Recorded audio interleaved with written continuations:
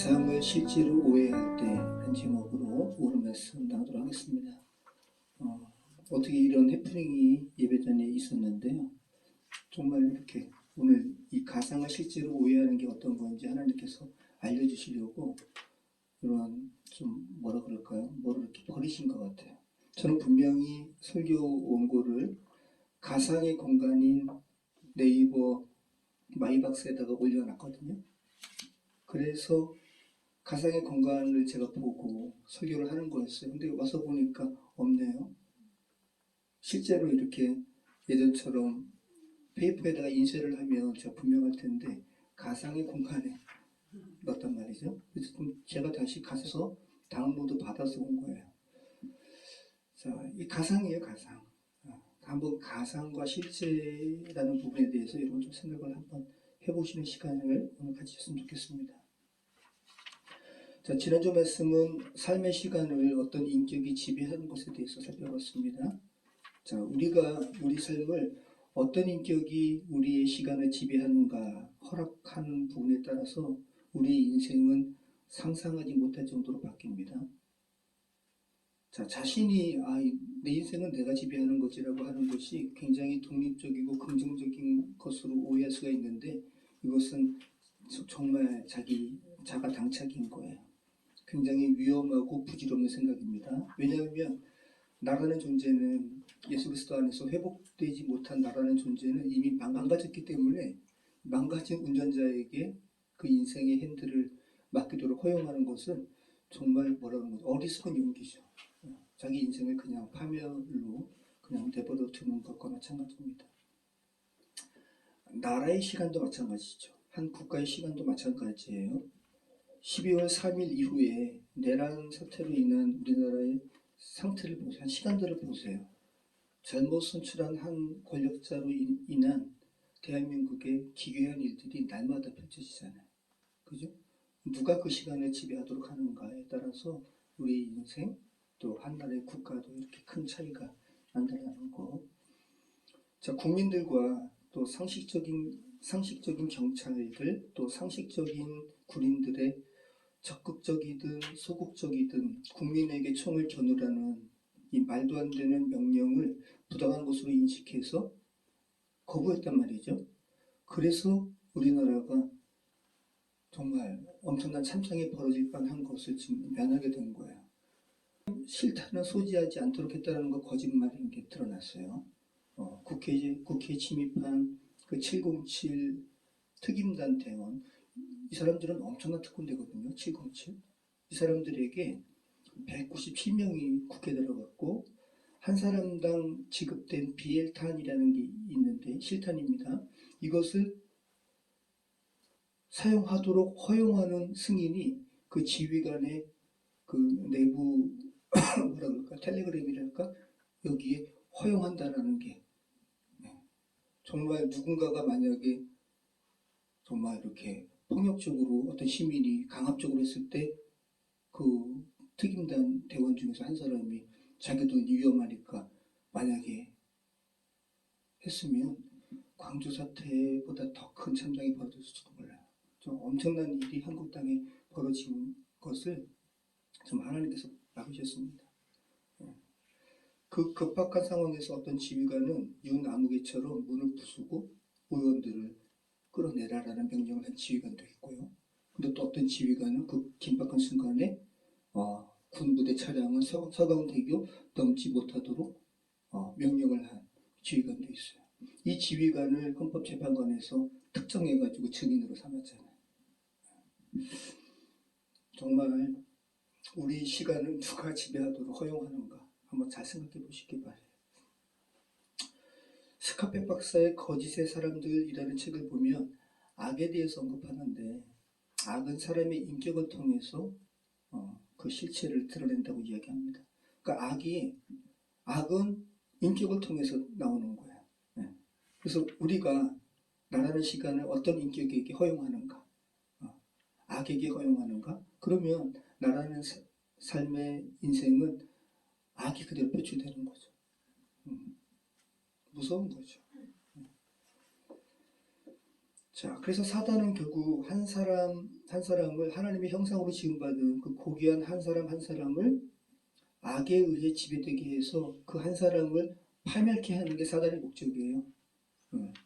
왜? 한 사람은 정말 전 우주와 같은, 그죠? 예수님께서 한 사람이라도 구원하시려고 이 땅 가운데 오셨기 때문에 한 사람만 이 땅 가운데 존재해도 하나님은 예수님을 통해서 그를 구원시키려고 예수님을 보내셨단 말이죠. 그런 의미에서 우리 한 사람 한 사람은 가치가 어떻게 돼요? 예수님 짤이죠. 우리는 예수님 짤이. 그죠? 이게 이나마 목사님이라는 분이 미국에서 목회하시는 분이 예전에 예수님 짤이라는 그 책을 이렇게 쓰셨어요. 우리는 예수님 짤이에요. 엄청난 거죠. 예전에 제가 얼마 전에 이야기했던 손성교회에서 한 청년 안에 있었던 그 인격에 나타나서 그 영혼을 예수님께로 인도하지 못하도록, 교회 가지 못하도록 그렇게 한 악의 세력도 다 같은 맥락입니다. 자, 하나님께서 바울로 하여금 그의 모든 시간을 주님께서 지배하신다라는 바울의 고백이 비로소 이렇게 바울의 입 밖에 나온 것은 회심의 순간 이후부터 20년이 지난 이후라는 거 다시 한번 생각하시고요. 쉽지 않지만 저와 여러분의 시간의 주인이 내가 아닌 하나님이십니다 라는 것을 인지하고 살아가실 때 저와 여러분도 어느 순간 바울과 같은 고백을 하게 되실 줄 믿습니다. 자, 우리 오늘 말씀 사도행전 18장 23절 같이 읽겠습니다. 얼마 있다가 떠나 갈라디아와 부르기아 땅을 차례로 다니며 모든 제자를 굳건하게 하니라. 이 굳건하게 하니라라는 말이 뭐냐면 에피스테리조라는 말인데 확립시키다, 더 강화시키다라는 말이에요. 지금 이제 바울이 바로 3차 여행을 지금 떠난 기사예요. 얼마 있다가 떠나 갈라디아와 부르기아 땅을 차례로 다니며 본인이 가서 복음을 전해서 교회가 세워진 곳에 다시 가서 확립시키는 거예요. 한번 보시죠. 갈라디아와 부르기아, 이 갈라디아, 비시디아, 안디오, 루스드라 이쪽 지역 1차 전도 여행 때도 갔었고 2차 전도 여행 때도 갔었고, 그죠? 갈라디아는 또 어디라 그래요? 부르기아는 어디입니까? 여기네요. 부르기아면 그럼 이제 이렇게 무시아 또 들어와 이쪽 지역에서 교회 세우고 그또 본토도 갔었죠 이제. 자, 강 보시면 바울이 먼저 간 교회를 다시 방문하고 해서 견고하게 세우는 것을 우리는 알게 되죠. 이게 가만히 보면 하나님의 선교 뭐예요? 선교 비즈니스. 그죠? 바울이 하나님의 특채된 어떤 사원이 돼가지고, 그죠? 하나님의 선교 비즈니스를 한 번 가고 또 가고 또 가고. 지금 강한 보니까 한순덕 형제가 그런 거예요. 예전에 가가지고 비즈니스로 이렇게 했던 곳을 또 가고 그러는 거죠. 그래서 그 뭐라 그래요? 회사 간에 그런 거를 또 견고하게 하는 거잖아요. 정말 하나님께서 우리 순덕 형제가 와 내가 지금 하는 것이 성경의 바울과 흡사하네. 이게 그 프로젝트가 성경과 사업체라는 이것만 다를 뿐 내가 똑같네. 난 지금 또 바울의 고향에 가 있네. 이런 거 한번 잘 하나님께서 이게 이제 권사님 눈에는 보이잖아요, 그죠?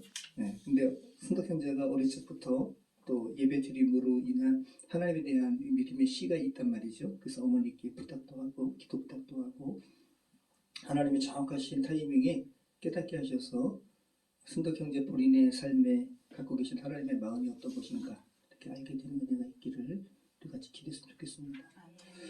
자, 우리 24절, 우리 25절 같이 읽겠습니다. 알렉산드리아에서 난 아볼로라 하는 유대인이 에베소에 이르니 이 사람은 언변이 좋고 성경에 능통한 자라. 그가 일찍이 주의 뜻을 배워 열심으로 예수에 관한 것을 자세히 말하며 가르치나 요한의 세례만 따릅니다. 자, 오늘 본문은 본격적인 바울의 3차 전도 여행에 대한 기술을 하기에 앞서서 이미 이제 바울은 3차 전도 여행을 시작했습니다. 그리고 이제 다음 주에 에베소에 옵니다. 다음 주 나누는 말씀에 그 전에 에베소에서 있었던 일에 대해서 브리스길라, 아볼로, 또 아굴라와 아볼로 이 3인에 걸친 이런 사건을 잠시 기록하고 있어요. 자, 그리고 오늘 말씀은 19장의 말씀과 연결되기도 합니다. 자, 에베소의 알렉산드리아 출신의 유대인이 주님의 도를 배우고 예수님에 대해서 알고 있었나 봅니다. 그가 에베소에서 열심히 주님의 도를 전하는 거예요. 어떻게 에베소에서 주의 복음을 증거하는 이 상황이 가능했을까라는 것을 지난주 본문의 말씀과 좀 이렇게 연동시킨다면 이게 불가능했을 수도 있거든요. 그죠? 바울이 복음 전하지 못하게 유대인들이 바울을 고소해가지고 갈리오 총독 앞으로 끌고 왔잖아요. 그죠? 근데 갈리오 총독이 스토아 철학을 수학한 자답게 냉철하게 이성적으로 판단해가지고 그리스도 복음을 증거하는 것이 로마법 아래 보호받는 것임을 공표해버렸어요. 로마 제국은 다 이렇게 통일된 제국이기 때문에 만약에 이 고린도에서 이것이 불법이다 그랬으면 다른 지역도 마찬가지였단 말이죠. 자, 그러면 지난주에 이 갈리오 총독 또 세네카 그의 형제 세네카는 또 종교에 대해서 관용 정책을 펴라고 그랬잖아요. 그래서 갈리오와 세네카를 하나님께서 사용하셔서 기독교 복음이 전 세계에 퍼지도록 했다는 거 좀 생각하실 필요가 있고요. 그런데 이 두 형제가 그리스도인이 되었다는 말은 없습니다. 그래서 이런 부분도 생각을 해보시기 바래요. 하나님께서 사용하신다는 거. 자, 오늘 본문은 알렉산드리아 출신의 아볼로라는 사람에 관한 내용입니다. 자, 알렉산드리아가 어디냐면 제가 이 지도를 아직 펴놓은 게 여기. 이게 알렉산드리아. 가만 보면 구브로, 알렉산드리아 다 그러니까 이쪽 세계에서 이루어진 일이에요. 어떤 아주 비옥한 삼각주 그 지역에 위치한 장소입니다. 자, 알렉산드리아가 처음 세워진 시기는 주전 300년이에요. 331년. 자, 알렉산더 도시는 누가 이름 붙였어요? 알렉산더 대왕이. 자, 알렉산더 대왕이. 자, 그래서 알렉산더 대왕은 이쪽 지역의 마케도니아 왕국의 왕자였단 말이죠. 그래서 그 아버지 필립 아들인데 그 필립 왕이 이제 이렇게 크게 이제 정복 전쟁을 벌이고 알렉산더가 이 지역을 통일하고 그 기세를 몰아가지고 동방까지 점령을 하는 거예요. 그러면서 기존에서 이쪽은 유럽이고 여기는 이제 아시아로 속한단 말이죠. 동서를 완전히 융합시키는 역할을 알렉산더가 했죠. 이게 이번에 저도 폼페이 갔거든요. 폼페이가 베수비오 화산이 폭발함으로써 정말 엄청난 도시인데 완전히 화산재 밑에 파묻혔죠. 그래서 사람들이 이렇게 그 강아지도 그렇고 화산재에 고통스럽게 죽어가는 거기에 어떤 농부가 뭘 이렇게 그러니까 역사 속에 자취를 감춘 거예요. 근데 이제 농부가 잠깐만 땅이 꺼지는 거를 보고 거기다가 석고를 분 거예요. 석고 봤더니 그 안에 이제 고통스럽게 죽어간 개의 형상 또 사람의 형상 이렇게 발견이 된 거죠. 이건 뭐냐면 폼페이 도시의 목신의 집에서 발견된 모자이크예요. 목신의 집이 뭐냐면 폼페이라는 도시의 가장 큰 저택을 가진 소유주의 지배터가 발견됐는데 그 지배터에 목축의 신의 청동상이 발견이 됐고요. 그래서 목신의 집인 거예요. 그런데 집이 얼마나 컸냐 하면 이러한 알렉산더와 이 페르시아의 다리우스 3세와의 전투를 그린 이 페르시아 전쟁의 모습을 모자이크로 남긴 거예요. 그래서 우리가 일반적으로 알렉산더 이미지를 보면 플루타르크의 영웅전에서도 그 대표적인 사파 그 장면이 알렉산더를 이 모습을 이렇게 연상을 하죠. 굉장히 정교하게 그려진 모자이크예요. 여기 가운데 말은 어떤 모습인 것 같아요? 죽어가는 모습. 이거는 다리오 3세. 자, 그래서 이 이미지 많이 보셨을 거예요. 이게 알렉산더. 알렉산더가 이거 보시면 화살표 방향 있잖아요. 자, 여기서부터 시작해가지고 정복해 나가는 거 계속 화살표. 정복하다가 인디오까지 완전히 다 정복하는 거. 그래서 더 정복하려고 했는데 이 정복 전쟁에 지친 부하들이 이제 좀 고향으로 갔으면 좋겠습니다 라고 하면서 고향으로 가는 와중에 병 걸려서 죽는 거죠. 알렉산더 30살, 33살 이 정도의 농축된 이 젊은이의 삶에 놀라운 하나님의 섭리가 온 일을 한 거죠. 근데 가만 보면 이 알렉산더는 자기가 정복한 도시 60개 지역에 자기 이름을 붙여가지고 알렉산드리아라는 도시를 만들었어요. 여기 가만 보시면 알렉산드리아, 그죠? 알렉산드리아, 알렉산드리아, 이렇게 알렉산드리아. 네. 그러다가 근데 가장 큰 대표적인 알렉산드리아가 어디냐면 오늘 우리 아볼로의 고향인 여기 이집트 북부의 알렉산드리아가 가장 유명해요. 네. 이렇게 동그라미 쳐놓은 게 알렉산드리아. 근데 이것보다 더 많은데 네. 우선 대표적으로 유적이 발견되고 한 곳에 여기 다 A라 쓴 거 있죠, 다 여기 알렉산드리아예요. 알렉산드리아. 그래서 지금 이 알렉산드리아가 이집트 알렉산드리아 외에도 바벨론 지역, 이라크 지역, 파키스탄 지역, 투르크메니스탄 지역, 타지키스탄 지역, 또 힌두쿠시 지역, 인도죠, 아프가니스탄 지역, 요르단, 터키 이렇게 세계 곳곳에 60개 도시에 알렉산드리아라는 이름으로 만들었습니다. 자, 그런데 이 이집트 북부에 있는 저 알렉산드리아를 누가 다스리냐 하면 알렉산더 대왕이 일찍 죽잖아요. 그래서 4명의 장수에게 이 제국을 분할해가지고 통치하게 했어요. 근데 이 이집트 지역은 누가 다스리냐 하면 프톨레마이오스, 프톨로미 왕조라고 그러죠. 이 프톨레마이오스 이 왕이 수도를 알렉산드리아로 삼는 거예요. 그래서 이 알렉산드리아가 번성했을 때는 70만 명에서 100만 명 가량의 대도시였다고 합니다. 그래서 로마 제국의 아주 대도시 중에 하나가 이 알렉산드리아죠. 알렉산드리아에 유명한 건축물 2개가 있는데 고대 세계에 불가사의가 있어요. 7개 불가사의가 있는데 에베소의 아데미 신전, 그리고 이집트의 쿠프 왕의 피라미드, 그리고 파로스 등대, 이 알렉산드리아에 있어요. 파로스 등대, 그리고 바벨론의 공중 정원, 네, 그리고 올림푸스의 제우스상, 그리고 약간 2개가 조금 어려운데 로도스 섬의 콜로서스 거성이라고, 와, 섬 입구에 정말 대형 상이 있는 거예요. 네. 그래서 불가사의라고 그러고 할리카르나스 소스의 어떤 묘가 있는데 굉장히 기묘하게. 네. 그래서 그렇게 해서 7개 불가사의 중에 하나가 알렉산드리아의 파로스 등대인데요. 이 파로스 등대는 프톨레마이우스, 그 알렉산더의 부하 장수 중에 한 명이라고 그랬죠. 이 사람이 이쪽 지역을 다스리면서 자기 이름을 뭐라고 또 이렇게 부르게 했냐 하면 나는 구원자라고 너희 불러줘. 난 구원자야. 이게 이제 헬라어로 소테르예요. 소테르로 칭해가지고 엄청난 그 건축물을 조성했는데 그 중에 하나가 파로스 등대, 또 하나는 알렉산드리아의 도서관. 예. 이 파로스 등대는 이 소테르라 칭한 이 왕이 건설하도록 명령하고 그의 아들 때에 와서 이제 완성이 됐어요. 당시 로마가 팔레스타인 전체에 걷어들인 세금이 800달란트라고 그러는데 이 파로스 등대 건립 비용이 800달란트였다는 거예요. 엄청난 금액이죠.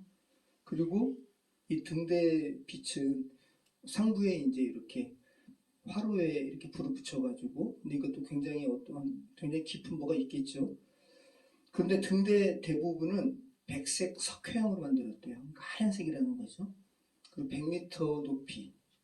그래서 1500년간 지속이 됐어요. 이 파로스 등대가 1500년간 서 있었다고요. 지금은 이제 허물어졌는데 여러 번의 지진으로 말미암아. 여러분 지금 롯데타워가 몇 미터인 줄 아세요? 500m 좀 넘어요. 근데 당시에 100m 넘는 건축물을 세웠다는 것은 너무 엄청난 거죠.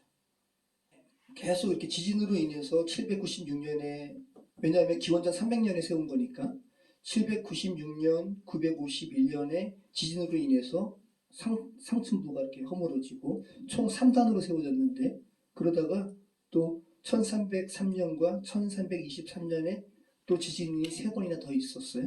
그래서 더 무너지고. 그래도 그냥 명맥을 유지하는 어떤 잔해가 있었는데 마지막에는 이슬람권이 이제 여기 지배하거든요. 그 잔해가지고 요새를 만들게 해가지고 파우스 등대가 완전히 없어지는 거죠. 근데 최근에 바다에서 그 잔해를 발견했다 그래요. 자, 그래서 그림으로만 지금 이렇게 남아있는데 한번 보시죠. 파우스 등대 이렇게. 이거 그냥 상상이에요. 크게 하여튼 3단으로 만들었어요. 이 3단으로 만들었다는 것은 이게 정설이고, 자 이렇게 3단 파우스 등대. 이것도 계속 이렇게 3단 이게 더 연상이 되시죠? 이것도 3단. 이것도 이렇게. 그런데 어떤 분이 그림을 남겼는데 1550년대에 피로 리고리오라는 사람이 1500년대까지 이게 서 있었다고요?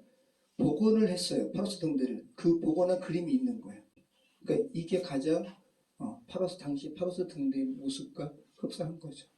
복원한 파우스 등대. 자, 그 다음에 또 이제 유명한 알렉산드리아의 건축물이 뭐라 그랬죠? 도서관. 네. 알렉산드리아의 이 프톨레마이오스 이 황제가 도서관도 크게 져가지고 전 세계에 있는 많은 장소를 소유하도록 그렇게 명령을 한 거죠. 그래서 구약 성경을 헬라어로 번역한 것이 뭐냐면 septuagin트인데 그냥 뭐 구약 성경을 좀 이렇게 종교적으로 이렇게 숭상해가지고 기록한 게 아니라 많은 장소를 보유하고자 하는 욕심에 이 septuagin트를 번역을 하게 했다 그러고 그 알렉산드리아에 살고 있었던 유대인들이 그 신하들한테 부탁을 해가지고 그 프톨레마이오스 왕에게 이렇게 부탁을 했다 그러는 거죠. 왕이시여, 당신이 믿고 있는 신과 저 유대교의 하나님은 같은 분이십니다. 그러면서 저 유대교회의 그 경전을 헬라어로 그리스어로 좀 번역하게 하십시오라고 하니까 이 프톨레마이오스 왕이 팔레스타인 이스라엘에 사신을 보내요. 그래서 당시 제사장인 엘르아살에게 이야기를 합니다. 그러니까 각 지파별로 6명씩 선출을 해요. 이중 국어가 가능한 사람들. 그럼 이중 국어는 뭐예요? 하나는 히브리어, 하나는 헬라어. 각 지파별 총 몇 개 지파가 있어요? 12지파 곱하기 6명이면 몇 명이에요? 72명. 그런데 그냥 줄여서 70역번이라고 그래요. 70이 바로 septuagint예요. 그래서 septuagint라고 그러는 거예요. 그래서 이 하나님의 책인 이 경전을 번역을 하는 거잖아요. 그래서 각 지파별로 6명씩을 각각 독립된 구역에 머물도록 하고 각각 번역하게 하는 거예요. 이 이유는 왜일까요? 좀 객관화. 자, 보세요 여러분. 72명이 번역을 했는데 그 내용이 공통될수록 더 진리에 가깝잖아요. 그죠? 네, 그렇게 해가지고 각각 다 분리시켜가지고 번역을 하게 한 게 이 septuagint예요. 그래서 이 septuagint 70인 역본으로 인한 영향력은 굉장한 거죠. 이방인들이 하나님의 성경을 읽게 되었어요.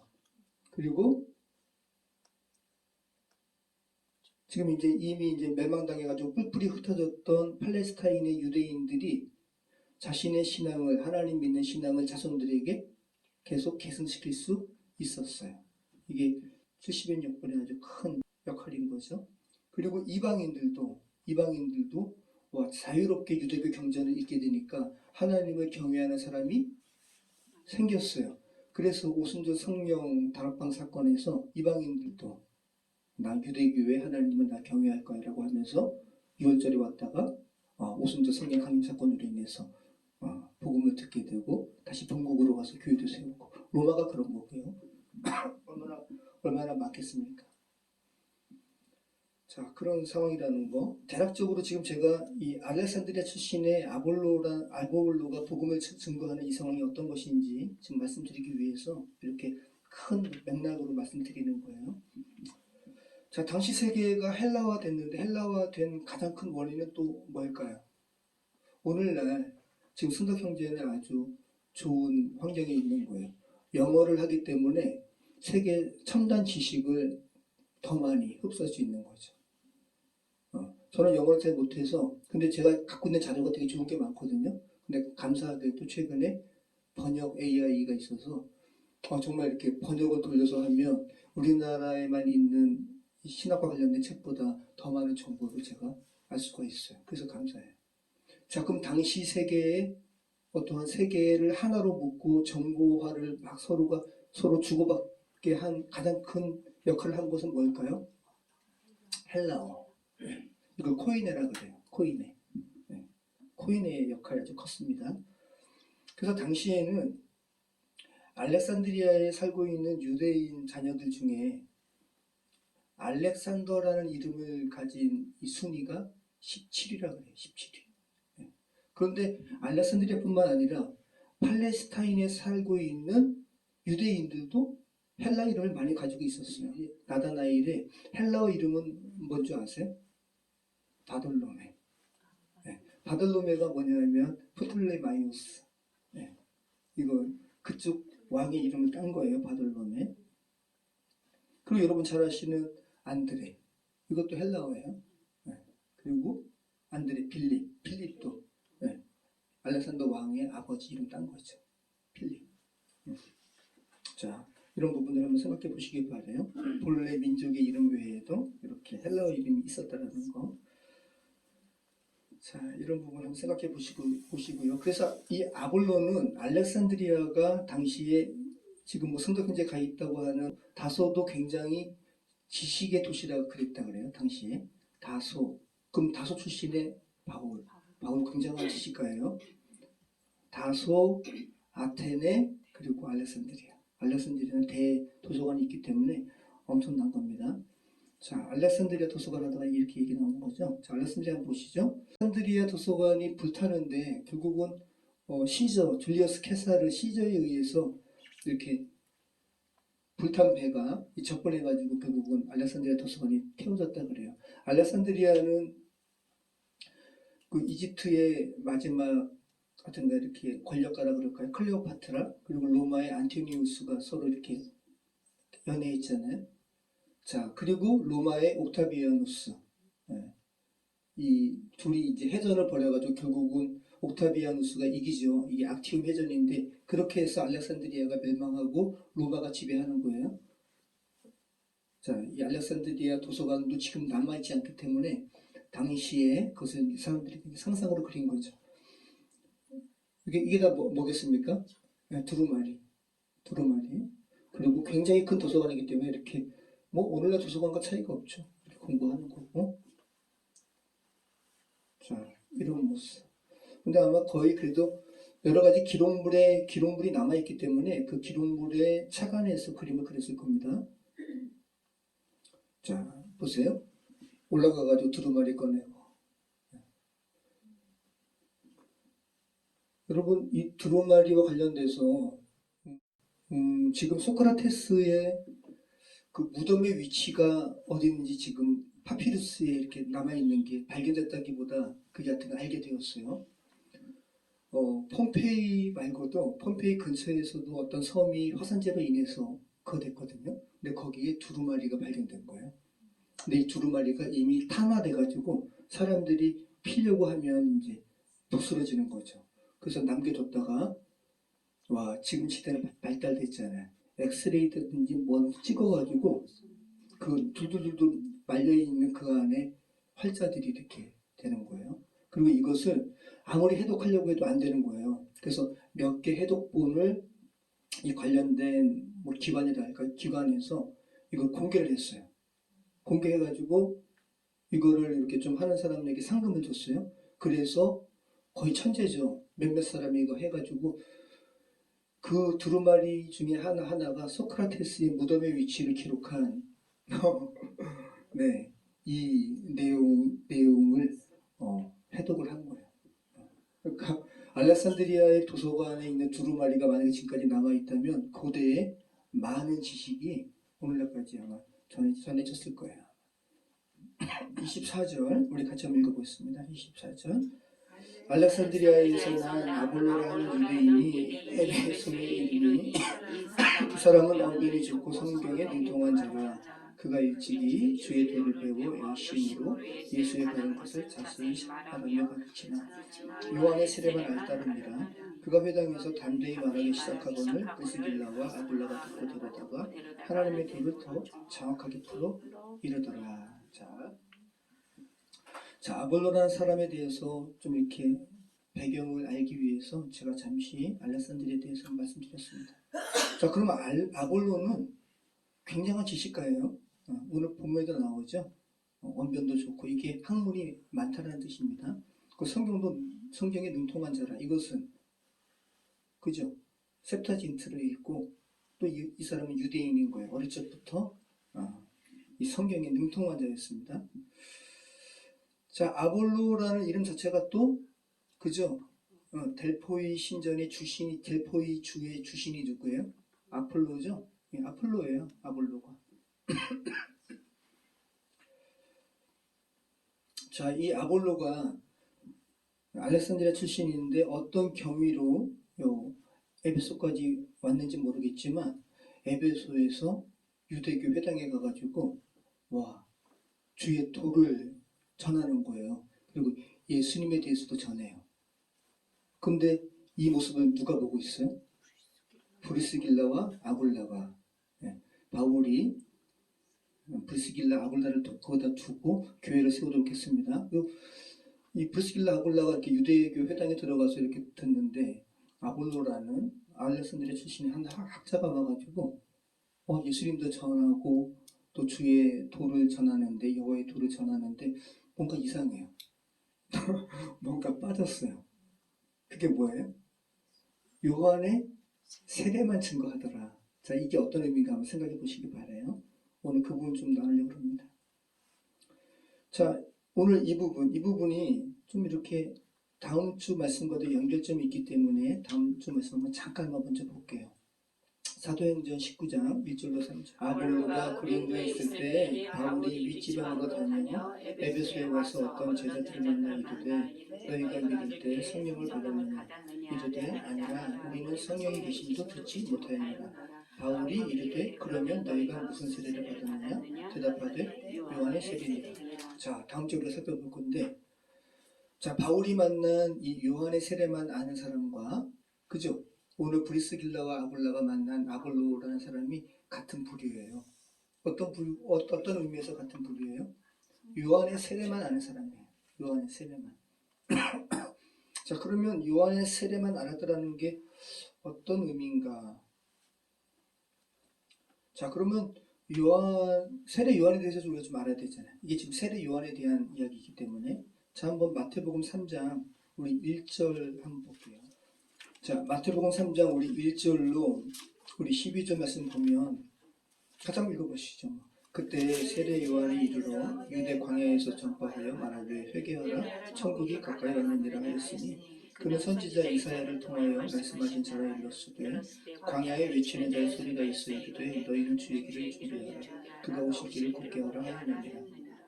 이 요한은 낙타털 옷을 입고 허리에 가죽띠를 띠고 음식은 메뚜기와 석청이었더라. 이때 예루살렘과 온 유대와 요단강 사방에서 다 그에게 나와 자기들의 죄를 자복하고 요단강에서 그에게 세례를 받던 이 요한의 세례죠. 요한이 많은 바리새인들과 사두개인들이 세례 베푸는 대로 오는 것을 보고 이르되 독사의 자식들아 누가 너희를 가르쳐 임박한 진도를 피하라 하더냐. 그러므로 회개에 합당한 열매를 맺고 속으로 아브라함이 우리 조상이라고 생각하지 말라. 내가 너희에게 이르노니 하나님이 능히 이 돌들로도 아브라함의 자손이 되게 하시리라. 이미 도끼가 나무 뿌리에 놓였으니 좋은 열매를 맺지 아니하는 나무마다 찍혀 불에 던져지리라. 나는 너희로 회개하게 하기 위하여 물로 세례를 베풀거니와 내 뒤에 오시는 이는 나보다 능력이 많으시니 나는 그의 시인을 들키고 감당하지 못하겠노라. 그는 성령과 불로 너에게 세례를 베푸실 것이요 손에 키를 들고 자기의 타작마당을 정하게 하사 알곡은 모아 국간에 들이고 쭉정이는 꺼지지 않는 불에 태우시리라. 자, 이게 세례 요한에 관한 말씀인데 자, 세례 요한이 성경에 등장하면서 이 세례 요한이 강조한 건 뭐예요?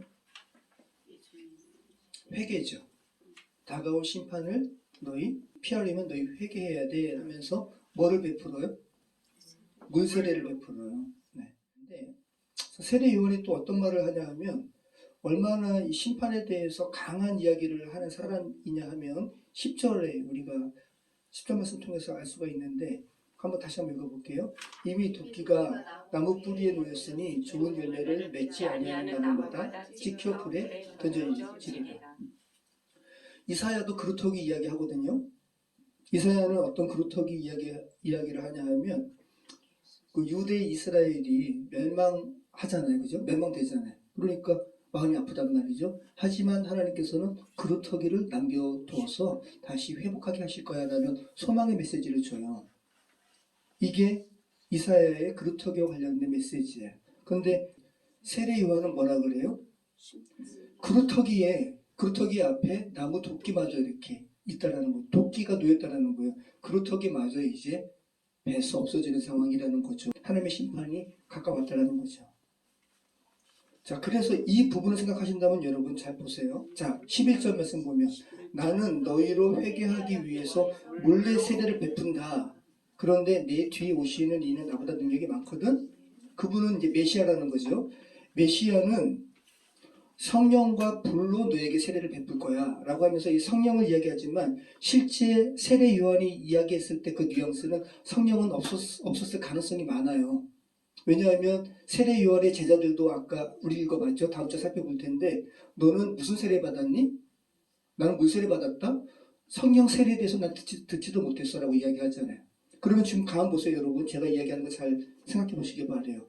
요한은 회개를 촉구하기 위해서 나는 물로 세례를 베푼다. 너희 회개해야 돼. 그리고 이미 도끼가 나무 그루터기 앞에 놓였어. 라고 하면서 앞으로 오실 메시아는 불세례를 한다는 거죠. 여기서 말하는 불세례는 그럼 뭘 이야기하는 거겠어요? 심판이죠. 네. 오순절 우리가 알고 있는 성령의 불세례가 아니라 요한이 이야기하는 거는 심판의 불세례를 이야기하는 거예요. 나는 물세례를 베풀어. 그런데 예수님은 불세례로 심판을 하시는 분이셔 라고 이야기하는 거죠. 메시아는 그렇게 이야기하는 거야. 이런 차원에서 세례 요한은 예수님의 오실 길을 예비한 사람이긴 하지만 예수님의 메시아 사역에 대해서 오해한 거예요.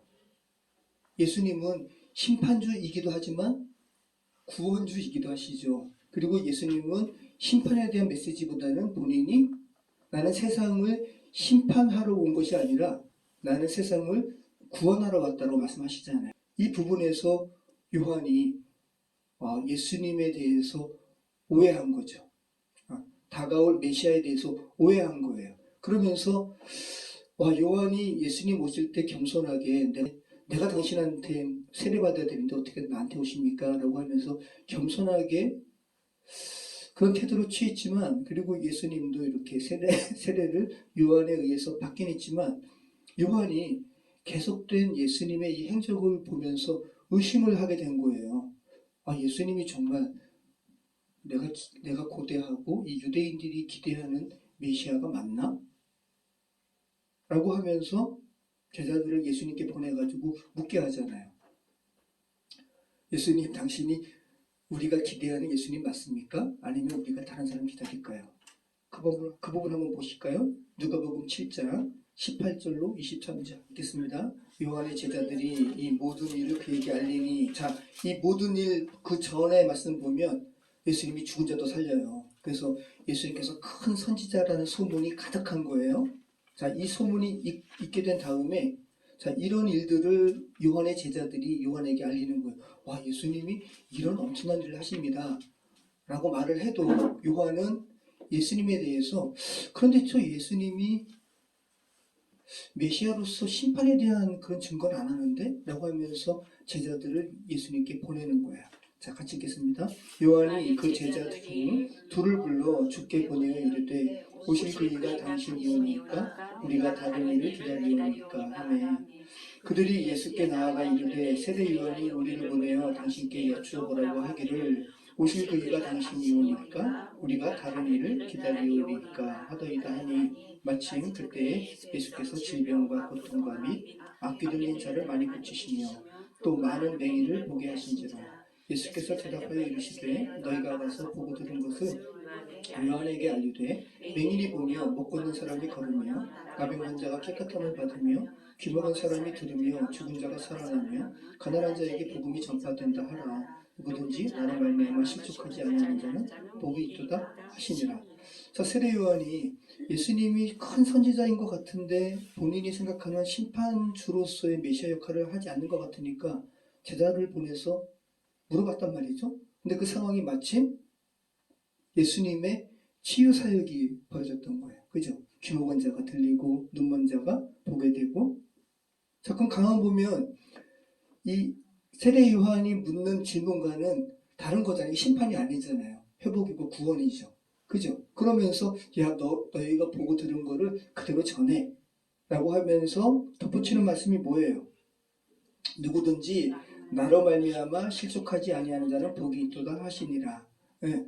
누구든지 심판이 아닌 이런 구원과 회복의 역할을 하는 메시아로 인해서 내가 생각했던 심판의 메시아가 아니네 라는 것으로 실족하지 아니하는 자는 복이 있다. 그러니까 이제 세례 요한더러 이제 깨우치라는 거죠. 세례 요한이 이 제자들의 말을 듣고 어떻게 그 심정에 변화가 있었을지 모르겠어요.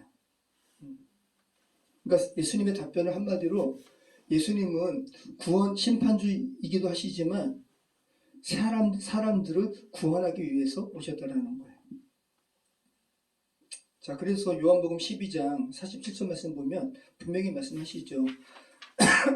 내가 온 곳은 세상을 심판하려 함이 아니요 세상을 구원하려 함이로라.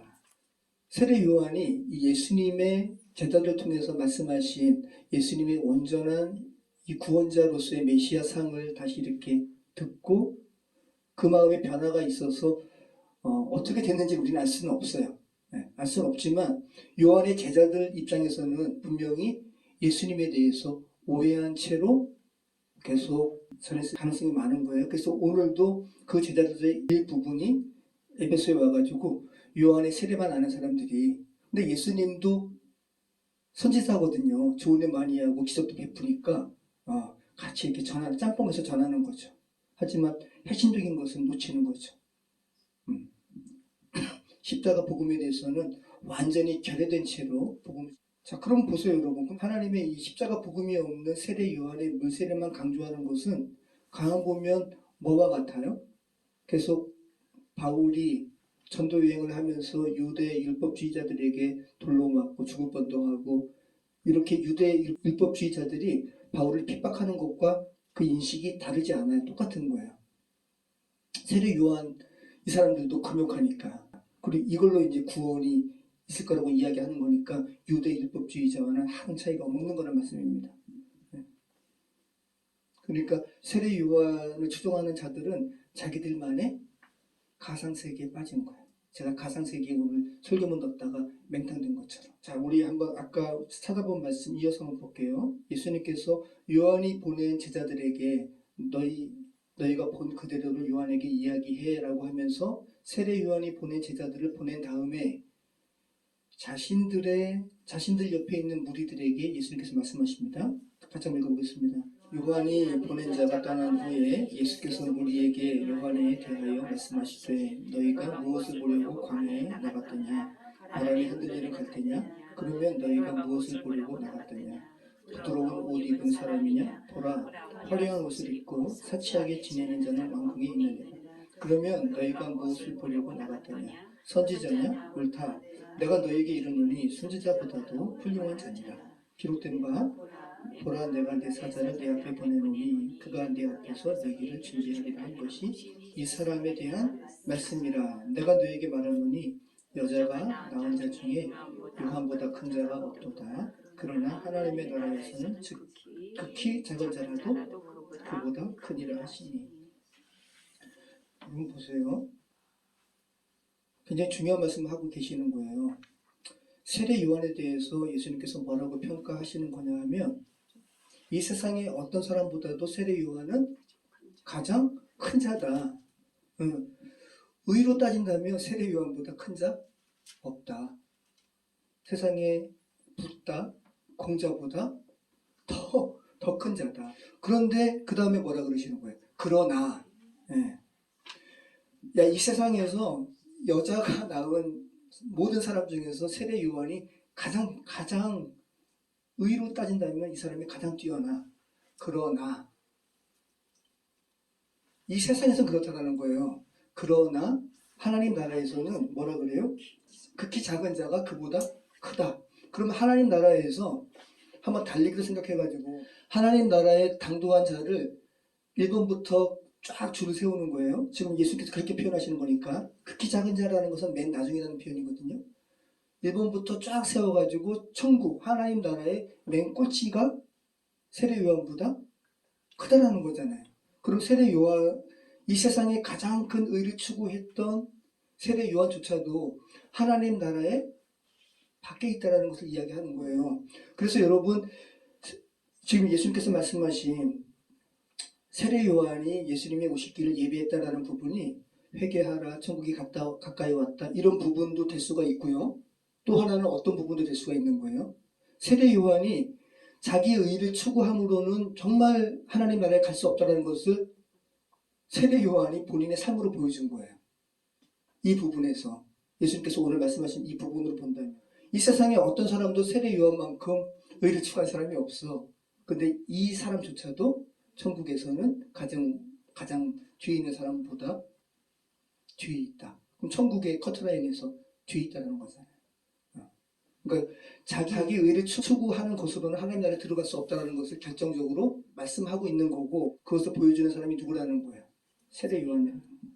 이 아볼로, 또 이제 바울이 다음 주에 만나게 되는 요한의 세례만 알았던 사람들이 다 이런 거죠. 그럼 오늘날 종교로 따진다면 108배를 하고, 그죠? 무릎을 꿇고 거친 계단을 올라갔다 내려갔다 하고 면벽 수행을 하고 자기 절제와 금욕을 통해서 하나님의 나라에 가까운 것 같은 체험을 하는 사람들이 그 가상세계에 빠져 있는 거란 말이죠. 그죠?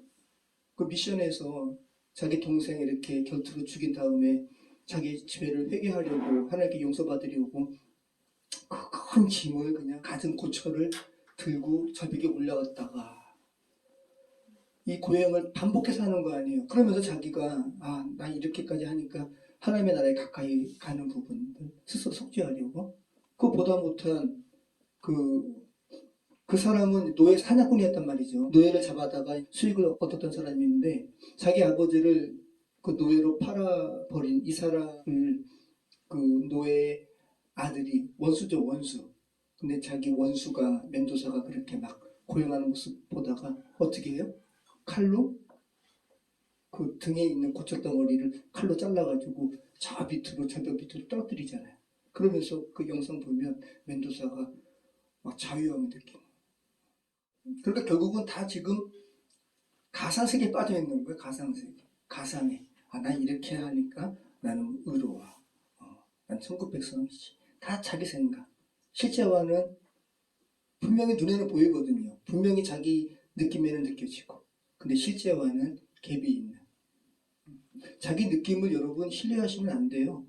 요즘에 급발진 사고가 많잖아요. 얼마 전에 시청에서도 참 마음 아픈 일이 있었고. 근데 그 이후에도 어떤 일이 있었냐면 어떤 운전자가 자기 발 쪽에다가 브레이크, 또 악셀을 밟는 발 쪽에다가도 이 급발진 사고 혹시 자기가 나면 증거로 제출하려고 그래서 카메라를 설치했단 말이죠. 블랙박스에. 근데 정말 급발진 사고가 난 거죠. 아니야, 나 카메라도 찍었고 이거 급발진이야. 급발진이야. 이거 보면 된다고. 그랬더니 카메라를 봤어요. 브레이크를 밟는 게 아니라 악셀을 밟은 거예요. 그러니까 자기도 그 순간에 자기 감각이 난 분명히 브레이크 밟았다 생각하는데 실제로는 악셀을 밟는 거죠. 그러니까 자기 생각, 자기 느낌을 신뢰할 수 없는 존재가 인간이라는 거예요. 그랬더니 이 부인한테 이 운전자도 막 뭐에 홀린 듯이 이해를 못하겠다고. 그러니까 실제로 이런 일이 많이 있는 거예요. 저도 예전에 중고차 처음 사가지고 제가 음파교에 아침에 이렇게 주차를 하는데 브레이크를 밟아야 되는데 그때 코란도였거든요. 중고 코란도. 쇠덩이에요, 코란도. 브레이크를 밟아야 되는데 악셀을 밟아가지고 거기 앞에 있는 벤치를 벤치 그 장의자를 이제 낡은 장의자를 앉으라고 거기 출입구 쪽에 이렇게 벤치 의자로 이렇게 해놓으셨는데 그거를 뽀겠어요. 저는 벤츠를 안 줄 알았어요. 네? 벤츠 아 차라리 벤치? 아 벤치면 큰일 나죠.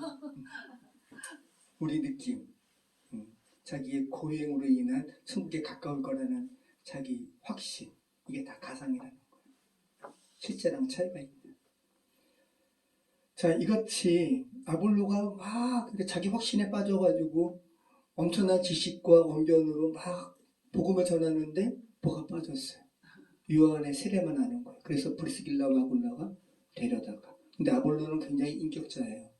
자기는 엄청난 학자인데 그냥 이렇게 상인이 브리스길라 아굴라 저 그냥 상인이 좀 와보시오 하면서 이렇게 가르치는데 수용하는 거죠. 다 들어요. 그 모습 잠깐 볼게요. 상상으로 그린 거. 네. 이 사람이 아마 아볼로겠죠? 여기 브리스길라 아굴라 이렇게 두루마리 들고 네. 또 다른 모습도 네. 브리스길라 아굴라가 이렇게 말씀 전하고 또 이 모습도 브리스길라와 아굴라 또 아볼로가 이렇게 말씀 증거하는 거예요. 자, 다시 한번 26절에서 28절 말씀 같이 한번 읽어보겠습니다. 그가 회당에서 담대히 말하기 시작하면을 브리스길라와 아굴라가 듣고 데려다가 하나님의 도를 더 정확하게 풀어 이르더라. 아볼로가 아가야로 건너가고자 하므로 형제들이 그를 격려하며 제자들에게 편지를 써 영접하라 하였더니 그가 감에 은혜로 말미암아 믿은 자들에게 많은 유익을 주니 이는 성경으로서 예수는 그리스도라고 증언하여 공중 앞에서 힘있게 유대인의 말을 이기리로라. 네. 자, 이 아볼로를 데려다가 브리스길라와 아굴라가 뭐를 정확하게 풀어 설명했다 그래요?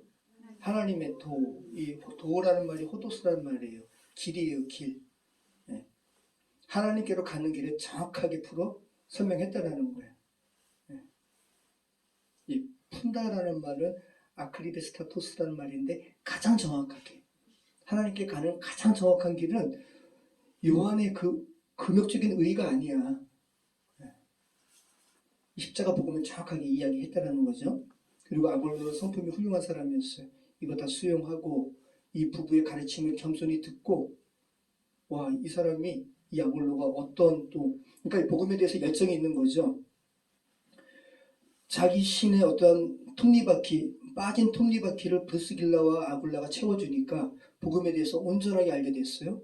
그러면서 아가야 지방에 있는 고린도 교회 가서 나 더 교회를 좀 견고하게 하고 싶어 사람들에게 알려주고 싶어라고 하니까 브리스길라와 이 에베소에 이제 이미 교회가 생성되어 가지고 있는 성도들이 고린도 교회 아가야 주에 있는 고린도 교회에다가 편지를 써가지고 추천하는 거죠. 그리고 아볼로가 건너가는 거예요. 그죠? 이렇게 보시죠. 알렉산드리아에서 아볼로가 에베소 가가지고 유대교 회당에서 잘못 전한 복음을 브리스길라와 아볼라가 더 정확하게 해가지고 정말 이렇게 아가야에 있는 고린도 교회 가서 아볼로가 증거하고 싶어 하니까 에베소 교회에서 아볼로를 또 이렇게 파송하는 거죠. 그렇게 굉장히 간단하게 나오지만 아볼로가 확신감 있게 복음을 증거한 거죠. 우리 같이 한번 27절 말씀 한번 읽어볼게요. 아볼로가 아가야로 건너가고자 하므로 형제들이 그를 격려하며 제자들에게 편지를 써 영접하라 하였더니 그가 감에 은혜로 말미암아 믿은 자들에게 많은 유익을 주니 이는 성경으로서 예수를 그리스도라고 증언하여 공중 앞에서 힘있게 유대인의 말을 이기미러라. 뭐 요한의 세례를 강하게 했다는 말 없잖아요. 그죠? 예수는 그리스도라고.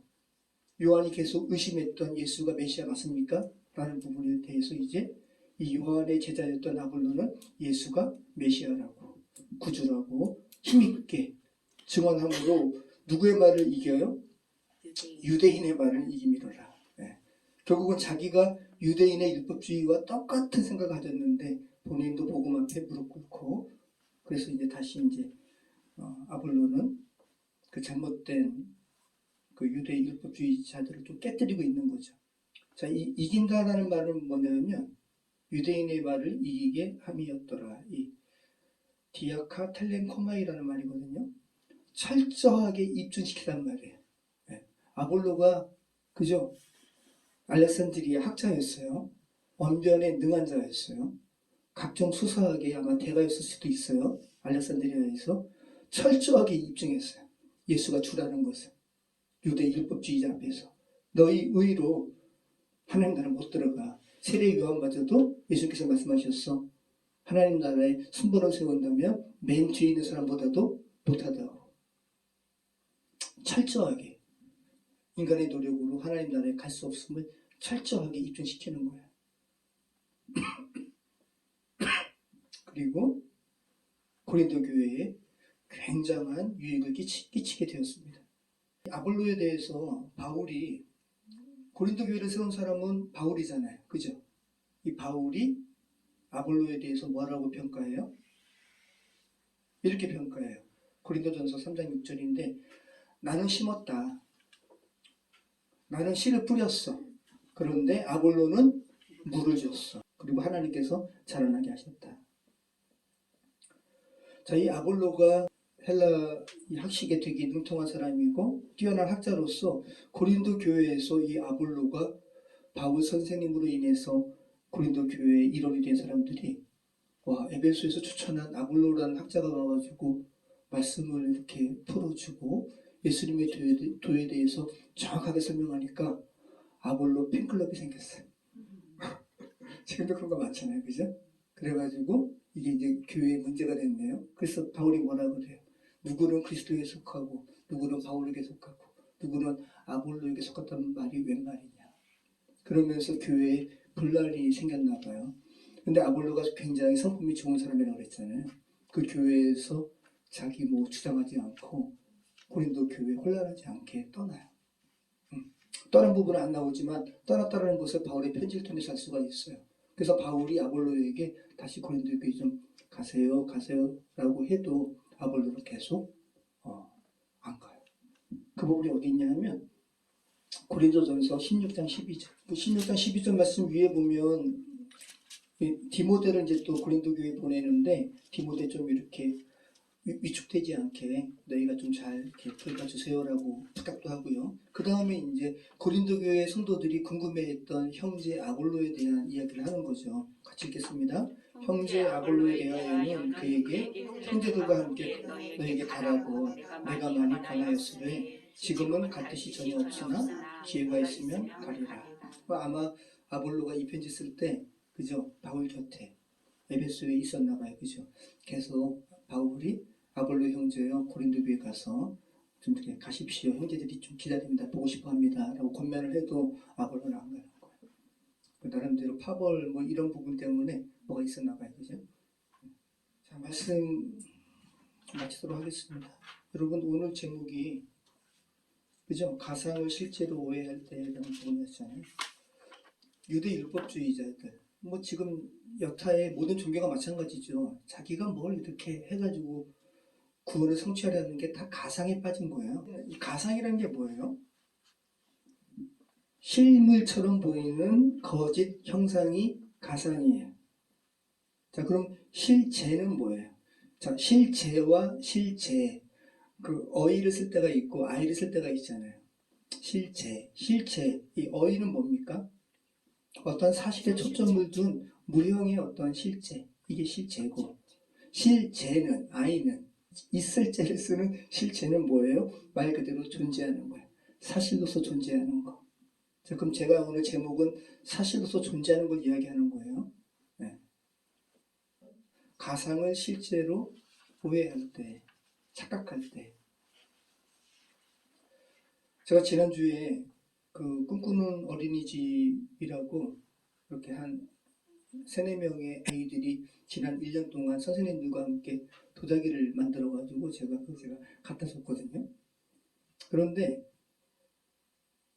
이렇게 꿈꾸는 어린이집이 제가 두 번째 가는 거기 때문에 저기 골목 안에 있어요. 골목 안에 어린이집 대문이 있고 또 나름대로 들어가기 위한 진입로가 넓은 거예요. 그래가지고 아 괜찮네 하면서 이제 후진으로 나가기 편하려고 후진으로 이렇게 차를 돌려서 후진으로 넣는데 제가 이제 저희 차는 중고지만 아무튼 그 전 차주가 360도 어라운드 뷰라는 걸 설치해가지고 카메라 전후 좌우 4대의 카메라가 가상의 또 가상 나오죠. 가상의 화면을 만들어가지고 주차기 그러니까 좀 이렇게 운전자로 하여금 정보 식별하기 편하게 한 거예요. 모니터를 보고 한 거죠. 제가 이제 실물로 봤으니까 장애물이 없고 넓고 모니터를 보니까 넓어요. 그래가지고 이제 모니터를 보면서 후진해서 들어가는데 아이고. 그래서 이제 나가면서 보니까 알고 봤더니 턱이 있었어요. 30cm. 2대 차량이 각각의 주차 공간 있고 또 어린이집으로 들어가는 그 길이 있는데 그 주차 공간과 어린이집 들어가는 여기에 30cm 폭의 턱이 있었던 거예요. 단차가 있었어요. 그런데 가상 공간으로 가상 화면으로 보는 이 어라운드 뷰에서는 높이 차이가 안 보이는 거예요. 평면으로 보이는 거예요.